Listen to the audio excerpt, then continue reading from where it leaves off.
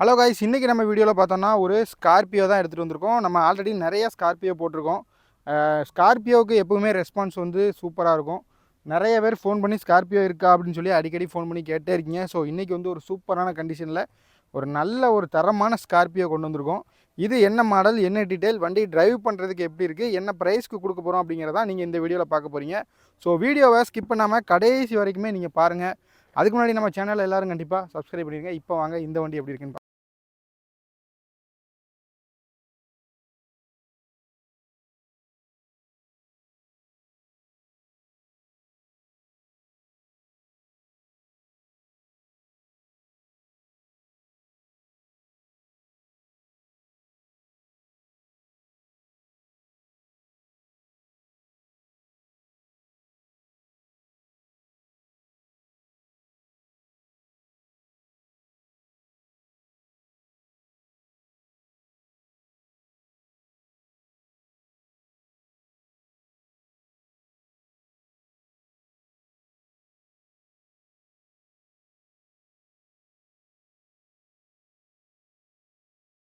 இப்போ அப்படியே வழக்கம் போல் நம்ம இந்த வண்டியோட எக்ஸ்டீரியர் எப்படி இருக்குது அப்படிங்கிறத பார்த்துலாம். வண்டியோட ஃப்ரண்ட் லுக் நமக்கு இந்த மாதிரி தான் இருக்குது. பாருங்கள் எவ்வளோ நீட்டாக இருக்குது அப்படிங்கிறத.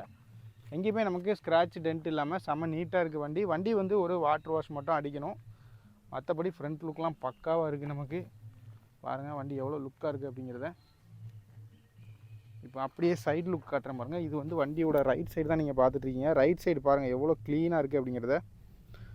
நமக்கு வந்து இது எம்காக் இன்ஜின், அதோட பேட்சிங் இந்த இடத்துல இருக்குது. 4 வீலுமே வந்து அலாய் வீல்ஸ் வந்துடும். டயர் எல்லாமே நமக்கு ஒரு 50% அந்த மாதிரி இருக்கும். 50%க்கு மேலே தான் இருக்கும் கண்டிப்பாக. அப்படியே வண்டியோட பேக் சைடு காட்டுறேன் பாருங்கள்.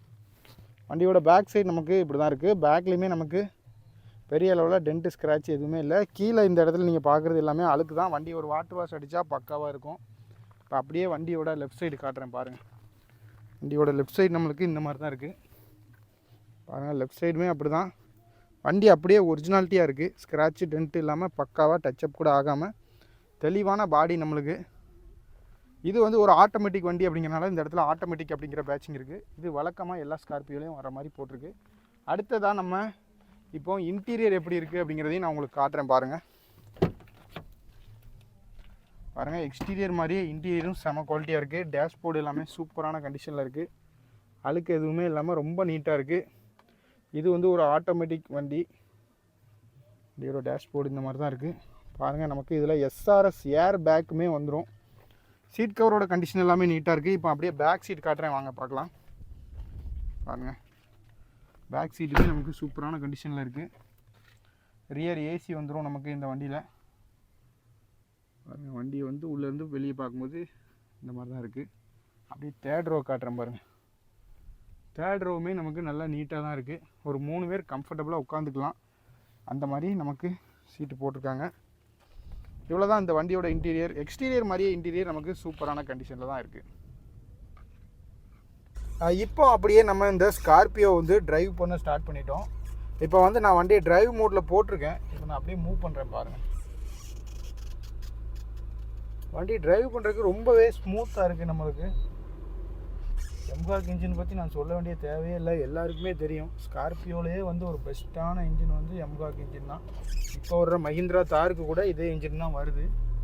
ஸோ நான் சொல்ல வேண்டிய தேவையில்லை. இப்போ பார்க்கலாம் ஃபஸ்ட்டு வண்டியோட பிக்கப் எப்படி இருக்குது அப்படிங்கிறத நம்ம தெரிஞ்சுக்கலாம். அப்படியே ஸ்பீடா மீட்டரை ஃபோக்கஸ் பண்ணு. இப்போ நான் அப்படியே வண்டியை புஷ் பண்ணுறேன் பாருங்கள். பாருங்கள் வண்டி பிக்கப் எவ்வளோ அசால்ட்டாக ஏறுது பாருங்கள். சரியான பிக்கப் வண்டி. லைட்டாக கால் வைக்கிறதுக்குள்ள அப்படியே நம்மளை இழுத்துட்டு போகுது. அந்த அளவுக்கு வந்து ரெஸ்பான்ஸ் வந்து செம ஸ்பீடாக இருக்குது. அவ்வளோ புஷ் பண்ணி ஓட்டினாலும் வந்து இன்ஜினோட நாய்ஸ் வந்து நமக்கு உள்ளே பெருசாக கேட்கவே இல்லை. அந்தளவுக்கு வந்து இன்ஜின் ஸ்மூத்தாக இருக்குது. இப்போ நான் ஏசி ஆன் பண்ணுறேன். அப்புறம்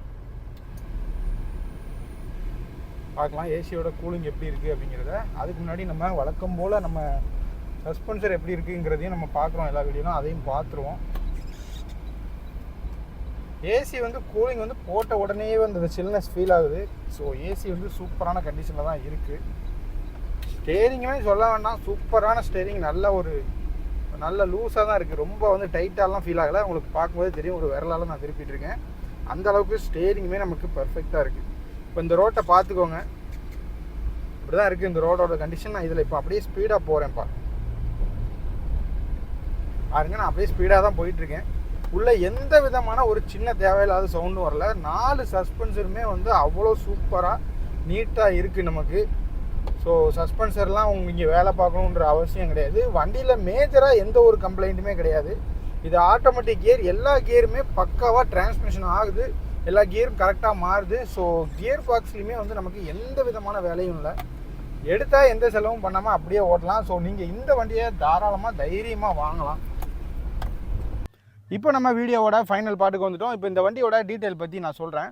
ஃபஸ்ட்டு இந்த வண்டியோட மாடல் வந்து இது வந்து ஒரு 2011 மாடல். 2011 லாஸ்ட்டில் தான் வண்டி எடுத்திருக்காங்க. இது வந்து ஒரு டாப் மாடல் வண்டி. உங்களுக்கு அலாய் வீலு, மெயினாக இந்த வண்டியில் நமக்கு ஏர் பேக் வந்துடும். Alloy wheel, air bag, cruise control, எல்லா ஆப்ஷன், வாய்ஸ் மெயில் கண்ட்ரோல்னு சொல்லுவாங்க, அந்த ஆப்ஷன் முதற்கொண்டு ஃபுல் ஆப்ஷன் வண்டி இது. இந்த வண்டியோட ஓனர்ஷிப் அப்படின்னு பார்த்தோன்னா செகண்ட் ஓனரில் இருக்குது. இது வந்து ஒரு எம்ஹாக் இன்ஜின் இருக்கக்கூடிய ஒரு டீசல் வண்டி, ஸ்கார்பியோ டாப் மாடல்.